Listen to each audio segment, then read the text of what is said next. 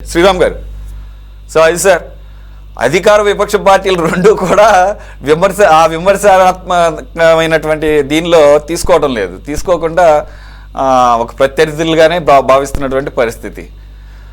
నేను వైసీపీ వాళ్ళు నుంచి వేరే డిఫరెంట్గా ఎక్స్పెక్ట్ చేశాను, కానీ వాళ్ళు కూడా ఏదో బ్లాక్ మెయిలింగ్ అంట, అందు గురించి ఇవన్నీ కూడా చేస్తున్నారని చెప్పేసి అంటున్నారు సార్. సరే, వైసీపీ వాళ్ళు మరి ఎందుకో ఇవాళ రాజకీయంగా కూడా దాన్ని ఉపయోగించుకునే అవకాశం ఉన్నా కూడా ఉపయోగించుకోలేదు, కేవలం ఆయన తిప్పిపోయడానికే సరిపోయింది. సరే, అవన్నీ వాళ్ళ ఇష్టం, అది వాళ్ళ ఇష్టం, మనకేం అభ్యంతరం లేదు, కానీ వాళ్ళ రాజకీయం వాళ్ళకు ఉంటుంది. అయితే తెలుగుదేశం మిత్రులు ఒక అబ్జెక్షనబుల్ వర్డ్ వాడారు, దాన్ని నేను ఖండిస్తున్నాను.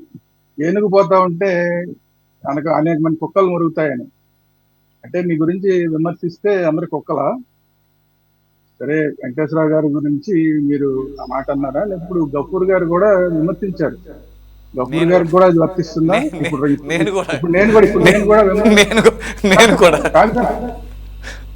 అదే అంటున్నా, ఇప్పుడు నేను కూడా విమర్శించబోతున్నాను, నాకు కూడా వర్తిస్తుందా? ఏం మాట్లాడుతున్నారు?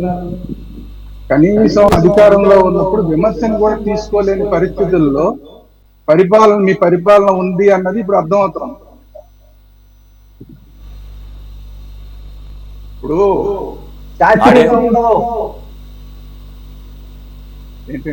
ఏమంటారు సార్? నాకు రాలేదు మీ వాయిస్. ఏమంటారు గురునాథ్ గారు? పబ్లిక్ డొమైన్ లోకి వచ్చిన తర్వాత రాజకీయ పార్టీల గురించి మాట్లాడేటప్పుడు ఏదొచ్చినా పట్టుకోవాలి సార్. మొదటిసారి పట్టుకున్నాక అన్నిటికీ రెడీగా ఉండాలా. రాజకీయాలు కలపడాలి, చేయాలా, మాట్లాడాలా, అన్ని చర్చ చేయాలా. వీళ్ళు అనుకున్నట్టుగా మీరు అనుకున్నట్టుగా మాట్లాడరు, మనం అనుకున్నట్టుగా మాట్లాడరు.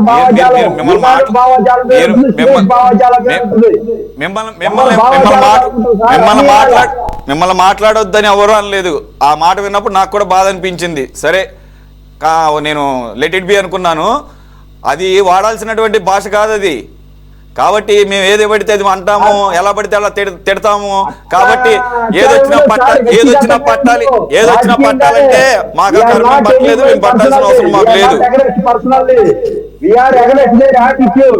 కొన్ని పోలికలు పోలుస్తూ ఉంటాం సార్, అది నెగిటివ్ కాదు, అది మీరు పాజిటివ్ గా తీసుకోవాలా. అంటే అర్థమయ్యే భాషలో చెప్తా ఉంటాం ఆ సందర్భాల్లో. సరే, ఓకే ఓకే, అందు గురించే ఓకే, మేము పాజిటివ్ గా తీసుకుంటాం. ముందు అసలు మీరు ఏనుగులో ఉన్నో కాదు ఒకసారి చెక్ చేసుకోండి, తర్వాత కుక్కల గురించి మాట్లాడదాం. అసలు ముందు మీరు ఏనుగు స్థాయిలో ఉన్నారో లేదు చెక్ చేసుకోండి. శ్రీరామ్ గారు, ఇప్పుడు వాళ్ళ గురించి వాళ్ళు ఏమనుకున్నా మనకేం అబ్బా. ఆయన ఆగమనండి, ఒక్క నిమిషం ఆగమనండి. ఇప్పుడు వాళ్ళ గురించి వాళ్ళు ఏమనుకున్నా కూడా మనకేం అభ్యంతరం లేదు. నేను ఖండించాను అంతే, మిమ్మల్ని ఏమి తిట్టలేదు. నేను మీకులాగా నేనేం మిమ్మల్ని తిట్టలేదు, ఖండించాను అంతే. ఇది కరెక్ట్ కాదు అని ఖండించాను. ఇది రాజకీయాల్లో చేయాల్సిన పని ఇది. సరే, ఓకే, మీ ఐడియాలజీ మీది నాకేం అభ్యంతరం లేదు దానికి కూడా. కానీ ఇదే మాట కనుక చంద్రబాబు నాయుడు గారు, లోకేష్ గారు అంటే కనుక అప్పుడు గఫూర్ గారు కానీ మిగతా ఎవరైనా కూడా అప్పుడు దాన్ని సీరియస్ గా తీసుకుని రెస్పాండ్ అవుతారు. నేనైనా కూడా అంతే, అప్పుడు రెస్పాండ్ అవుతాం. ప్రతిదానికి మేము రెస్పాండ్ కావు. కాకపోతే ఏంటంటే మీ విచక్షణకి మిమ్మల్ని వదిలేస్తాం అంతే, అంతకన్నా మేము చేయగలిగింది ఏం లేదు. సరే, ఇప్పుడు ఈ టాపిక్ లోకి వస్తే, సురేష్ గారు వెంకటేశ్వరరావు గారి గురించి మన వైసీపీ మిత్రులు మాట్లాడిన దానికి కూడా నాకేం అబ్జెక్షన్ లేదు.